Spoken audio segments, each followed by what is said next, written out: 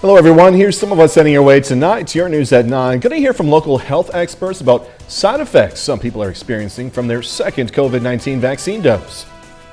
The two largest colleges in the four-state area, PSU and MSSU, are both reporting no new COVID-19 cases. And both colleges say that's part of an ongoing trend.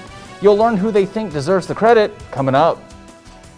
President Biden wants Congress to pass a massive infrastructure bill, which they say will create millions of jobs. I'm Lauren Blanchard in Washington, as some companies say they can't find employees to fill the jobs they already have. Nick Kelly has weather. Jacob Leonard has sports. This is KOAM News at 9 on Fox 14. The four states' most watched news starts now. Thank you for joining us tonight. I'm Jordan Abbey. Some four-staters are reporting side effects from the second dose of the COVID-19 vaccine. KOAM's Chris Warner shares one woman's experience and what you can do to help curb those side effects. Amber Hoffman has had both COVID-19 shots, and while the first dose's side effects were mild, the second dose hit a little harder. There was a lot more pain. It swelled up more to the point to where it bruised. I did feel some fatigue. I had a headache the next day. The fatigue lasted about 2 days. The headache was about 1 day. And the arm soreness lasted about a week. She says with the first dose, she did try some Tylenol, but didn't take anything with the second dose. Dr. Eden Esquera is an infectious disease specialist at Mercy Hospital in Joplin. She says there are some things you can do if you experience side effects. You just get Tylenol, or sometimes the non-steroidals, the Motrin, ibuprofen, and they are expected to go away within 24 hours or so. You make sure you are hydrated, and you might need to cut back on your regular daily activities.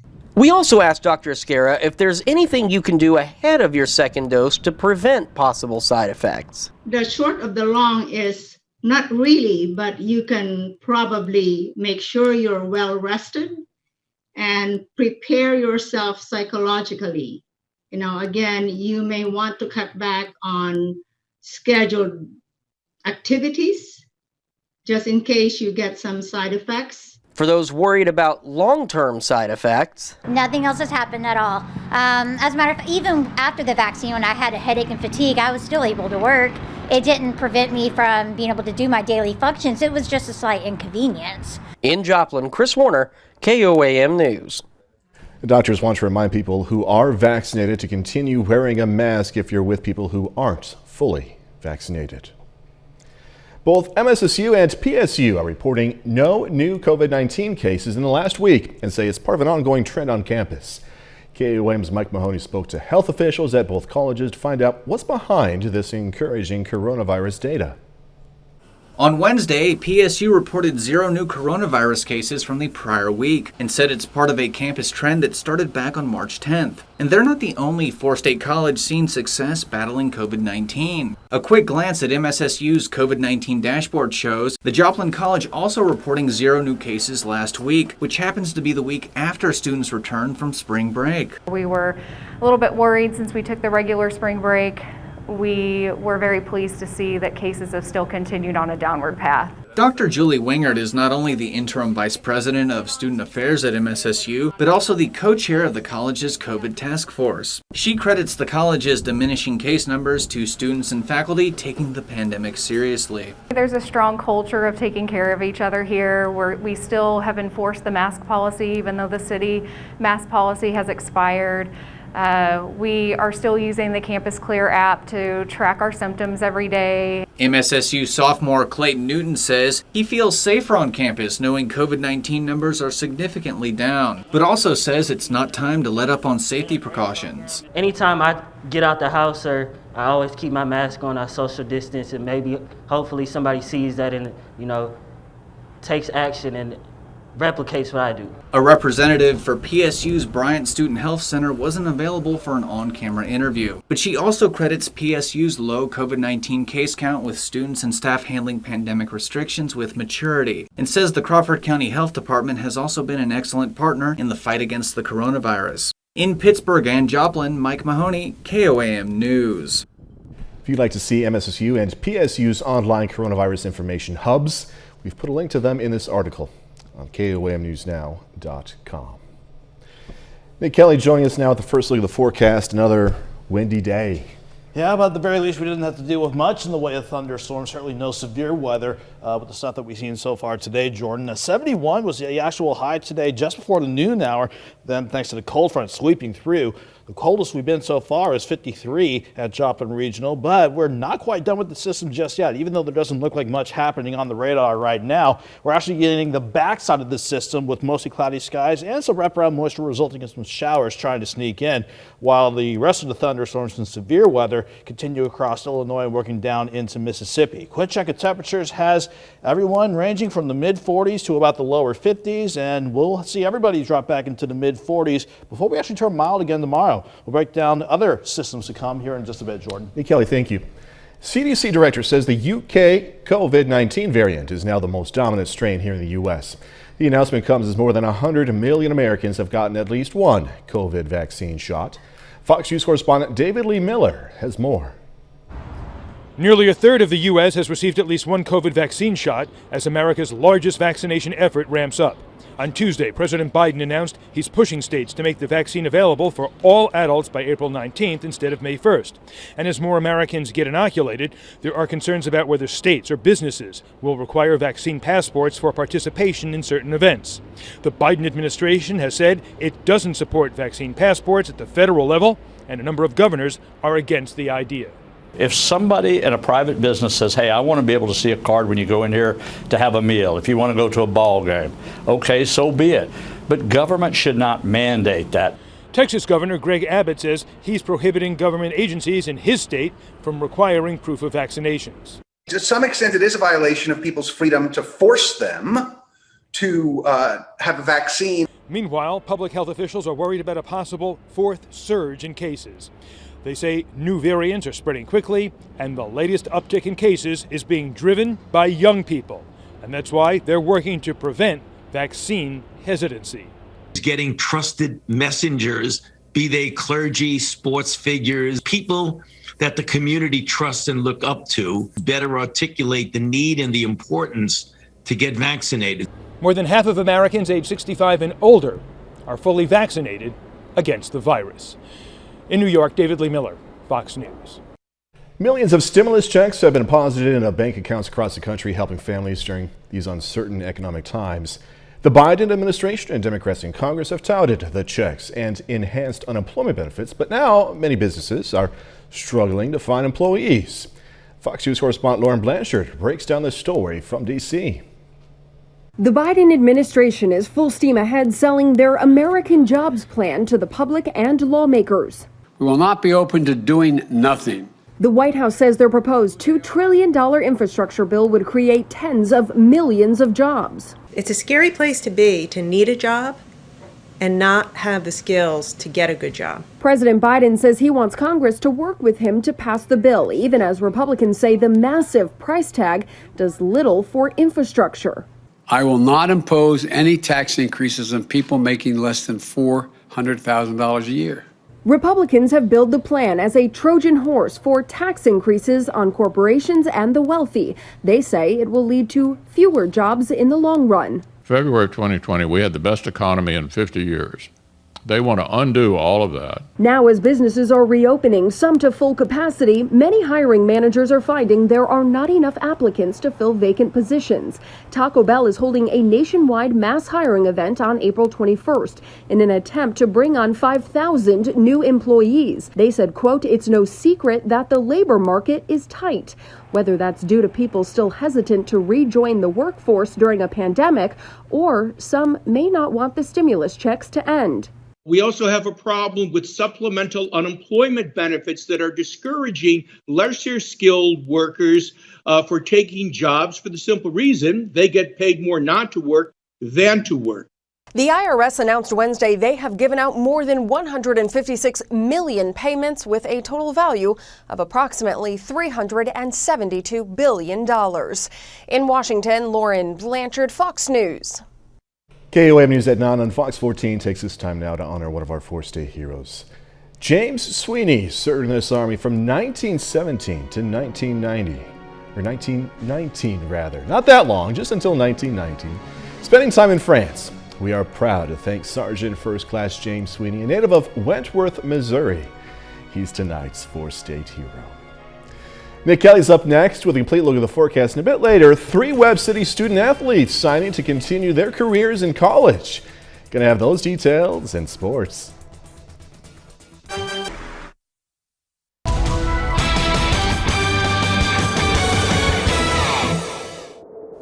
After a few nice, quiet, and warm days, especially since this Easter holiday weekend, we certainly saw Mother Nature change things up with our cold front that rolled on through today. You can see how we kept plenty of cloud cover going from indigo sky outside of Seneca, Missouri. And even at this glimpse, we did catch some of those late morning, early afternoon thunderstorms that rolled over the casino grounds. Thankfully, that's all we had to deal with, that cold front, before it pushed off well to the east and fired off more strong and severe thunderstorms well to the east of the region. But last night, we were still keeping an eye on those storms that developed out across central parts of Kansas. There was a point where we thought they could try and steer southeast, but they just grazed our far northern counties before the cold front tried to bring at least some more rain chances our way. So far, we don't have a lot of rain to speak of with the system so far. We just have our very far northern counties and much of southwestern Missouri picking up on average 3/10 of an inch of rain. If you didn't see any rain out of the system, we've got more chances lining up over the next several days. But on the other hand, what this cold front also did, it certainly lived up to its name, because we went from a warm day yesterday with highs in the mid, if not upper 70s, to highs near 71 before lunchtime, and then we just tanked into the 50s and 60s for the much of the afternoon hours. Underneath mostly cloudy skies, we are dry right now, but it's downright chilly at 51 with that southwest wind at 13 miles per hour. We're in the mid to upper 40s already across much of southeast Kansas. Everyone else trying to hold on to lower 50s. Eventually, though, we are going to see lows drop back only into the mid 40s because of the cloud cover hanging tough and some scattered showers sneaking in during the morning hours. But once those clear out, I think we can quickly go back up to 68 for an afternoon high tomorrow, even though we'll have to deal with the backside of this storm system. Here's a wider view of it still in action, especially with thunderstorms from central Iowa arcing back down to about Tupelo, Mississippi, and getting close to New Orleans. That's all ahead of the cold front. Our rain chances for tonight and tomorrow, during the morning hours especially, is from the moisture wrapping around the backside of the storm system. But once this low clears out, we'll see another upper level wave push another front out of Canada. That'll bring in some more thunderstorm chances by the time we get into late Friday. So we'll deal with these systems one at a time. We'll deal with the cloud cover from the backside of the storm system and see some scattered showers, mainly try to clip our northern and eastern counties as we go into your Thursday morning as lows dip back into the 40s. And then once we hit lunchtime, I think the last of the showers will start lifting north and east of the region, and skies actually turning partly to mostly sunny. Despite the west wind at 10 to 20 and gusts near 30, I think we can still get a good warm up in here. 46 in the morning, 58 by noon, afternoon highs around 68. I wanted to quickly show you Friday because even though we start quiet and push highs back into the upper 70s, here's that next low that's sitting in Canada now. It pushes through and it wants to give us a good shot for maybe some strong thunderstorms Friday afternoon and the Friday night, while it could give another threat for severe weather for parts of the deep south. Temperatures, they're going to be all over the place for the next several days. 68 Thursday, 77 Friday. Another shot for rain Saturday could only keep highs in the upper 50s, but Sunday, that's your pick day, Jordan. Mostly sunny, beautiful day. Highs are 74. Once those thunderstorms moved out this morning, it was still windy, but sun came out a little bit. Yeah, the wind, thankfully not from any storms, so that's a plus side to that. Nick Kelly, we'll see you in a little bit. Thank you so much. Coming up, more police use of force testimony. The prosecution's expert witness takes a stand for the second day. I'm Mike Tobin in Minneapolis. Details from the Derek Chauvin murder trial coming up. Prosecutors called witnesses for an 8th day in former Minneapolis police officer Derek Chauvin's trial. A use of force expert took the stand for another day. Fox News senior correspondent Mike Tobin has more. And sir, what is the Police use of force policy remains the focus of the second week of testimony in the trial of Derek Chauvin. Sergeant Jody Steiger of the LAPD returned to the stand for a second day. The prosecution's expert witness testified he believes Chauvin used deadly force by kneeling on George Floyd's neck for more than 9 minutes. At the time of the restraint period, Mr. Floyd was not resisting. He was in the prone position. He was handcuffed. He was not attempting to evade. He was not attempting to resist, and the pressure that was being caused by the body weight could cause positional asphyxia, which could cause death. The defense has suggested that bystanders at the scene of Floyd's arrest distracted officers. Steiger said after seeing body camera video, he did not view the crowd as a threat. They were merely filming, and most of it was their concern for Mr. Floyd. During cross-examination, Chauvin's attorney Eric Nelson further pressed Steiger on how a crowd can impact officers when dealing with a suspect. He asked how a reasonable officer may view onlookers who are name-calling or cursing at officers. This could be viewed by a reasonable officer as a threat. As a potential threat, correct. Jurors are also hearing from Special Agent James Ryerson of the Minnesota Bureau of Criminal Apprehension. He served as the lead case agent for the Bureau's investigation of Floyd's death. Prosecutors have called more than 24 witnesses to the stand. The state could wrap its case in the coming days. In Minneapolis, Mike Tobin, Fox News. Just ahead, more details released about Tiger Woods' crash earlier this year. Los Angeles authorities confirm the cause of Tiger Woods' terrifying February car crash. I'm Jonathan Hunt in Los Angeles with the findings coming up. We've got the story on Los Angeles authorities revealing the cause of Tiger Woods' serious car crash days after the sheriff said investigators had determined the cause of the wreck. But due to privacy concerns, they would not release the details without Woods' permission. Fox News chief correspondent Jonathan Hunt is in LA with the findings.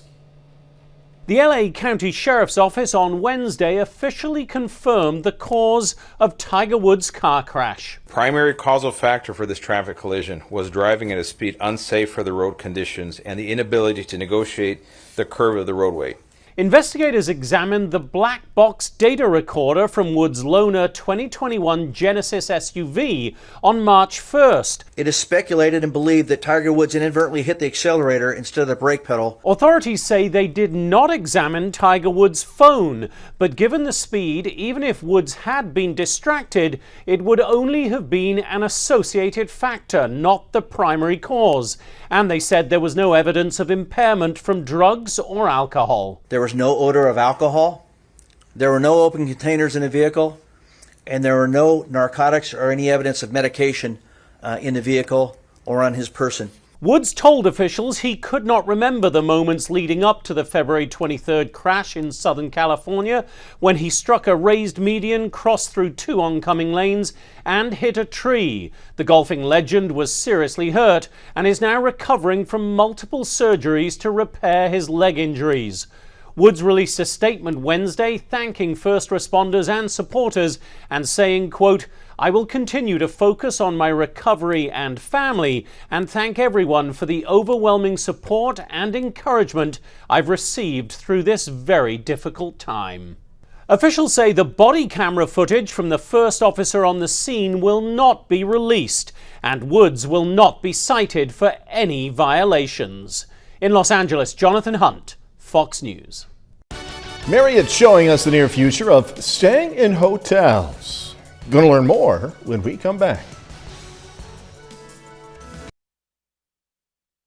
Hotel desk clerks may soon be a thing of the past. Marriott is testing automated check-in kiosks at several locations, including New York City. They will check guests in, spit out those room keys, but they can also serve as giant vending machines, as we're seeing right there, even dispense cereal and coffee.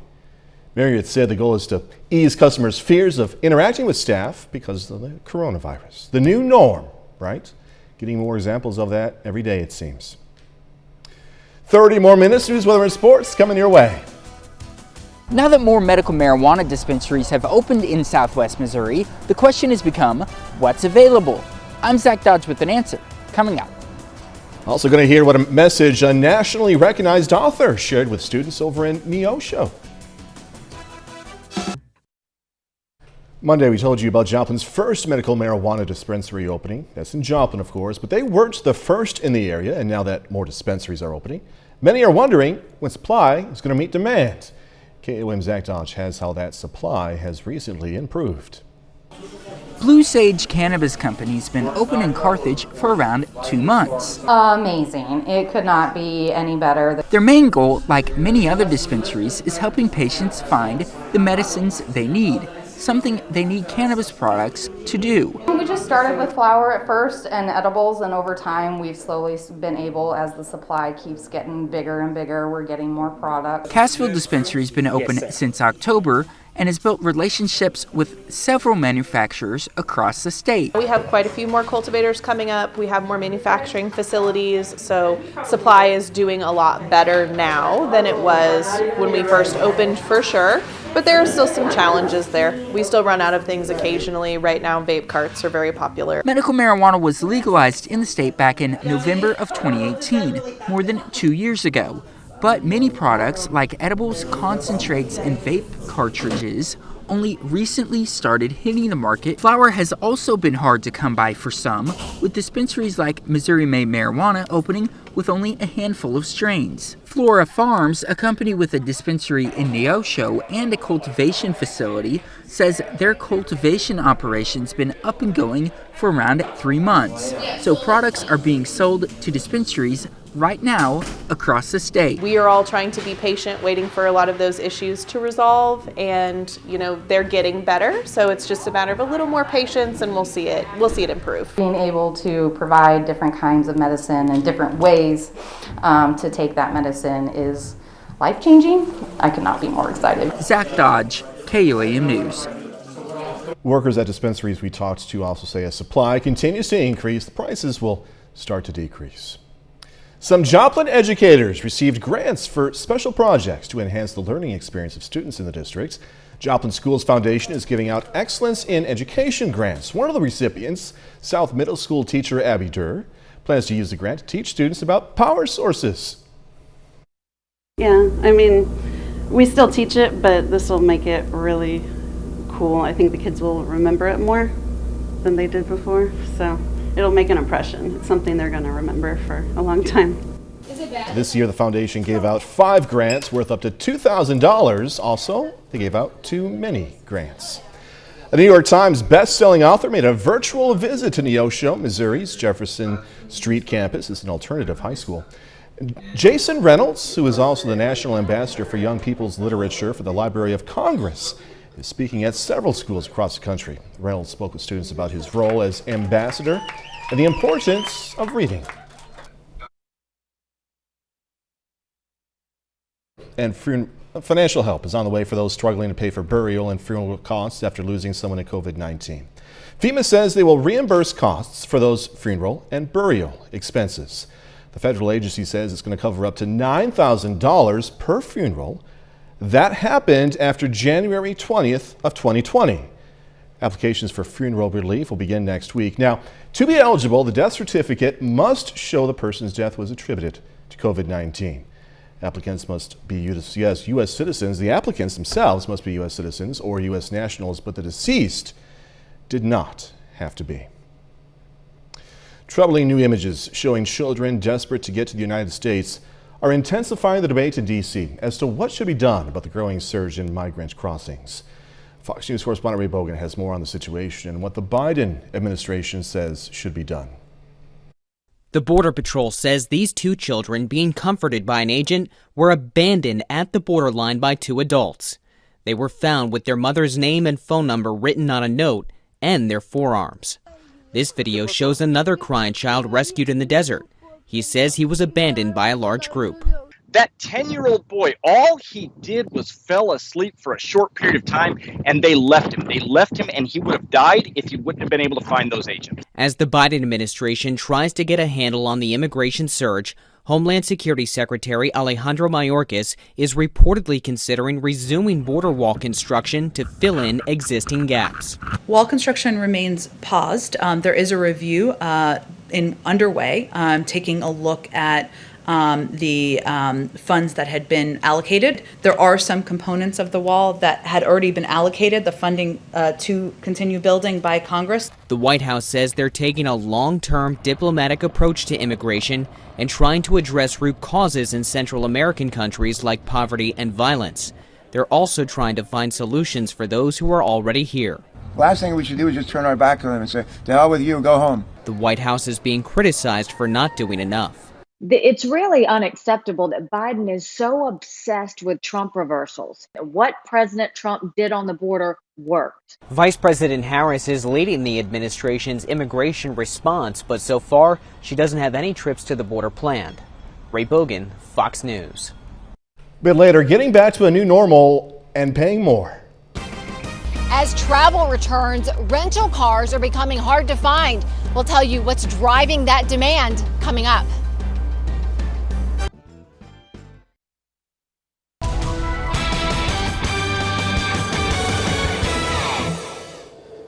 Our storm system certainly came in with full authority today. Not only did it bring quite a cool down after several warm days across the area, it did bring, at least for some of you, some thunderstorms, especially during the early morning hours, late this morning and into the afternoon. In fact, this view from Indigo Sky outside of Seneca, Missouri, you dodged that complex of storms that passed well to the north of you, but the casino grounds did show what the front did with the late morning and early afternoon round of storms that quickly passed on through before they really ramped up in intensity.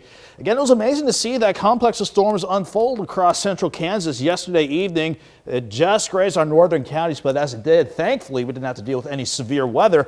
All those storms are well to the east of us now, working over the Mississippi River. But now, note these showers popping up across northeastern and central parts of Kansas. We're not done with the system yet. This is the backside of the system with the wraparound moisture working in from the northwest. So with this being the setup for tonight and into tomorrow, this is going to keep cloudy skies in play, at least during the overnight, and some lingering rain chances to stick around too. Right now in Joplin, though, we're dry, 51 with the southwest wind at 13. Everyone else is quite chilly, if not already cool. We're already seeing some mid to upper 40s across southeast Kansas. Everyone else right around 50 degrees. And despite the rain chances to start the day out, we will drop to 46. We get rid of the rain chances, see more sun during the day, and actually see highs wanting to rebound to 68 degrees for the afternoon. So let me take you back to the maps one more time to show you where the system exactly is. There's our cold front working past St. Louis. Again, we're dealing with the backside of the system now before we see this cold front try to head our way for Friday, but we got to wait until this upper low near Vancouver decides to push the front our way. So while we wait for that, we'll be in the process of getting our current system out of the way, especially the upper low right on top of the region. So this setup keeps cloud cover in play for the rest of the night. And again, those scattered showers will start clipping our northern and eastern counties as we head through the overnight into tomorrow morning. And that's really the best shot for our rain chances, because you see as we head toward noon and even in the afternoon, the rain chances jet to the northeast, skies turning partly to mostly sunny. And despite that west wind at 10 to 20 and gusts near 30, I still think we can head toward a mild afternoon. 46 in the morning, 58 by noon. Afternoon highs right around 68. I think we're quiet to start the early evening out, but before this wave completely clears out, I'm not going to rule out, if the future track can allow me to show you, maybe a few random showers late tomorrow evening, but I think we're quiet to start at least Friday out. But that next system coming out of Canada could give us some strong thunderstorms Friday afternoon and Friday night. And before this leaves, this will leave us mostly cloudy with some rain chances on Saturday. Beautiful Sunday, your pick day of the weekend, before more storms come our way from the west, dropping us to 62 on Monday, 57 on Tuesday, and maybe high struggling to hit 50 by next Wednesday. In the meantime, Jordan, 68 tomorrow, 77 Friday, 58 for a chilly Saturday. But again, Sunday, that's your day to enjoy any outdoor time. 74 under mostly sunny skies. All right, Nick Kelly, thank you so much. Coming up in sports, Missouri Southern Volleyball aiming to knock off one of the best teams in the country. Plus, the Bill O'Dell Baseball Tournament continuing in the Maple Leaf City. Jacob Leonard is up next with the highlights. April is limb loss.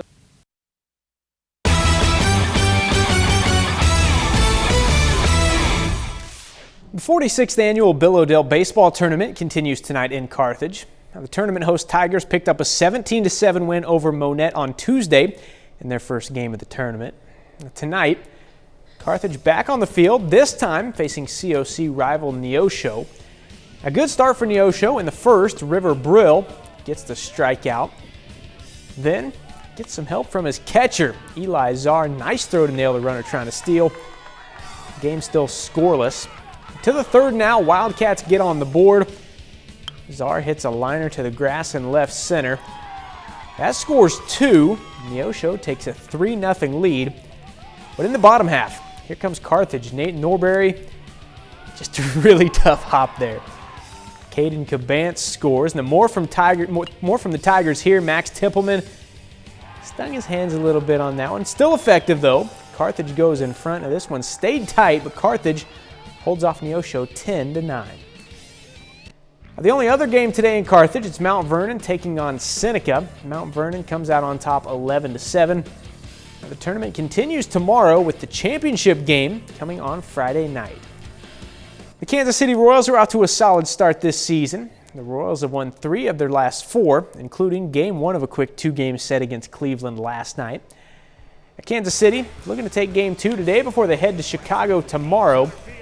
Scoreless in the fourth until Salvador Perez solo homer. Royals got their first run of the day. Shane Bieber settled down for Cleveland after that. Bieber, 6 1/3 today, allows just 2 runs with 12 strikeouts. Later, Cleveland goes in front here. Jose Ramirez, 2-run shot makes it 2-1. Royals fall in this one today 4-2. As for the St. Louis Cardinals, they go for the 3-game sweep over the Marlins this evening. They get it done in a shutout, 7-0. Dylan Carlson drives in 4. Well, today's a big day for a few Webb City high school seniors. 3 Webb City student athletes signed today to continue their careers in college. 2 of them going to play basketball at the next level. J.D. Duda is headed to Crowder, while Sierra Kimbrough is crossing the state line into Kansas to play for the Bethany Swedes. Shane Knoll is joining one of the best JUCO baseball programs in the country, signing today to play for Travis Lolleman and the Crowder Rough Riders. They made me really feel like I was at home over there. They were awesome to my family and made me pull the trigger. Coach Lolleman really, he made the impact when we went there. The way he treated us there was really good. We have a good group of freshmen coming in, and hopefully we all get to chip in a little bit and play and give our best. My first year is to get a lot of playing time and to improve and to show that I'm one of the best players, that the player that I know I am. Is that my goal right now, is to play a lot. The Missouri Southern Lions are in their final week of their spring volleyball schedule. The Lions are 5-9 this spring, but they've won 2 of their last 3 coming into the night. Southern has a shot for a big win this evening, hosting 14th-ranked Washburn. On the first set, Alyssa Diaz with the kill. She co-leads the team with 10 tonight. The Lions making Washburn work for the set. They trail 24-22 here. Sydney Fitzgibbons finds the open space. Washburn takes a close first set. Now in the second, Missouri Southern now with the lead. Janelle Brim goes cross court. Ichabod's, though, go on a run to take the set. They would take the third too. Lions fall 3-0. They'll finish up their schedule this weekend before the conference tournament begins next week. I think we utilize, the feeling of disappointment and hunger to go get another win before the season is over. I am just looking for us to continue to get better. Staying true to who we are and constantly growing across the board, and that's just all I can ask for. That's a look at sports. We're back with more news after this. 4 state heroes. Car rentals are surging, and now companies don't have enough cars to keep up with the demand. Fox Business Network's Lydia Hugh is in New Jersey with the details. An increase in travel and a limited supply of rental cars compounded by a shortage on conductor chips means that rental cars are hard to find in many parts of the country. Autoslash.com is showing that cars are sold out for the week starting today in many airports across Florida and other places in Hawaii and Phoenix, Tucson, and Savannah, Georgia. Now, usually car rental companies buy fleets of cars at a discount. That opportunity has been limited by the conductor chip shortage. Now, couple that with some rental car companies that have scaled down their fleets last year during the pandemic as demand waned, and that produces the limited availability we see now. We're not seeing significant problems in the Northeast right now. Where we're seeing problems is in the big leisure destinations. Las Vegas is particularly hard hit. We also saw some issues in Denver as well. We think it's going to hit the Northeast within the next couple of months. Now, experts predict the demand for car rentals to last for several months, and they expect the effects to ripple from destination cities to across the country. So they're passing along some tips for any consumers who might need a car rental in their near future. They're suggesting that people book early and steer clear from the prepaid rates that can be cheaper, but also be not very flexible when it comes to travel. They also suggest widening the search beyond just airport locations. And finally, join a car rentals loyalty program, because if it comes down to one car being left and there's a choice between you or someone else, you might get it if you're a member of the loyalty program. In Paramus, New Jersey, Lydia Hu, Fox Business. When we come back, and check out a new superhero comedy on Netflix. There's a new team of superheroes in town as Netflix debuts Thunder Force. April 9th. It's a comedic reunion of a cast led by Melissa McCarthy, Octavia Spencer, and the stars join us for a preview. Here's Fox's Ashley Dvorkin. Everything about you will become stronger. Netflix introduces new superhero duo Thunder Force, aka Melissa McCarthy and Octavia Spencer. We have such an ease working together because we really are good friends in real life. The two become newly super almost heroes after one invents a power-filled formula. I think it's super relatable. I mean, after the last year we've had, it's like first responders, teachers, delivery people, like all of these people that are just ordinary people, they saved us. They're still saving us. It's like, to me, this is like a love letter to them. I am all powerful.